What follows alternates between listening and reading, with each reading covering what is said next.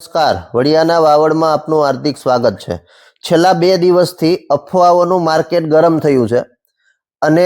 Petrol પંપો ઉપર diesel યુદ્ધને કારણે diesel ખૂટી જશે, પેટ્રોલ ખૂટી જશે અને તેથી પહેલા જેમ કેરોસીનોની લાઈન લાગતી હતી ને એમ હવે ડીઝલ ખરીદવા માટે ખેડૂતોની, ગામડાના લોકોની લાઈનો લાગે છે। કોઈ પેટ્રોલ પંપ ઉપર ટ્રેક્ટરોની લાઈન જોવા મળે છે બેરલ બાંધેલા, તો કોઈ પેટ્રોલ પંપોની અંદર પેલા જૂના કેરોસીનના કેન માટે આપણે જે લાઈનો લગાવતા એવી લાઈનો લગાવતા જોવા મળે છે અને સમગ્ર દિવસ પડી પેટ્રોલ પંપ ઉપર જોવા મળે છે। ત્યારે આવી અફવાઓથી દૂર રહેવા માટે કે ભાઈ વાસ્તવમાં ભારતમાં કોઈ ખનિજ તેલનો જથ્થો ખૂટે એવી સ્થિતિ છે નહીં, અન્ય વિકલ્પ પણ રશિયા પાસેથી ખનિજ તેલ ખરીદવાનું નક્કી કરી લેવામાં આવ્યું છે, છતાં પણ અફવાઓથી પ્રેરાય અને લોકો આ રસ્તે જઈ રહ્યા છે।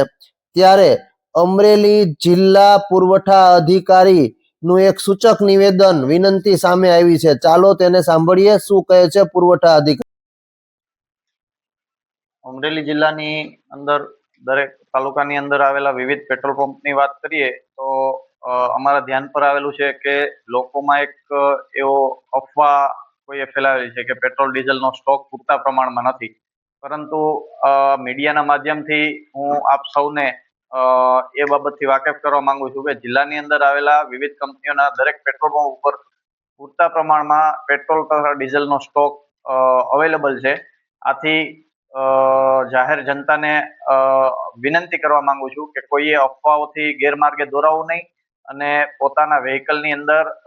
મોટરસાયકલ હોય કે 4 વ્હીલ હોય કે ટ્રેક્ટર જેવા એગ્રીકલ્ચરના વ્હીકલ હોય એના માટે જિલ્લાની અંદર પૂરતો સ્ટોક્સ અવેલેબલ છે પેટ્રોલ ડીઝલનો, અને તમામ પેટ્રોલ પંપ ઉપરથી આનું પેટ્રોલ ડીઝલનું વિતરણ હાલ શરૂમાં છે। જેથી ફરીથી હું અમરેલી જિલ્લાની જનતાને અપીલ કરું છું, જિલ્લા વહીવટી તંત્ર તથા કલેક્ટર શ્રી વતી હું આપ સૌને અપીલ કરું છું કે અફવાઓથી ગેરમાર્ગે દોરાવું નહીં અને ખોટું અફવાઓને કારણે બિનજરૂરી સંગ્રહખોરી કરવી નહીં।